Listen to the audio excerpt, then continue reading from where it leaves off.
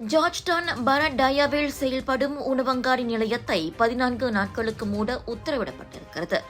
சமையல் கட்டு மற்றும் உணவு தயாரிக்கும் இடங்களில் கரப்பான் பூச்சிகள் மீண்டு கொண்டிருந்ததை அடுத்து பினாங்கு மாநகர மன்றம் அந்த உத்தரவை வெளியிட்டிருக்கிறது. அங்கு மேற்கொண்ட சோதனையில் அவ்விடம் மிகவும் அசுத்தமாக இருந்ததோடு நிர்ணயிக்கப்பட்ட தர கட்டுப்பாட்டையும் பூர்த்தி செய்யவில்லை. இதையடுத்து முழு துப்புரவு பணிகளுக்கு வழிவிட ஏதுவாக 2 வாரங்களுக்கு அந்த இடம் மூடப்படுகிறது. அடுத்து பரிசோதனை முடிவை பொறுத்து அந்த உணவங்காடி நிலையத்தின் செயல்பாடு முடிவாகும் என மாநகர மன்றம் கூறியுள்ளது.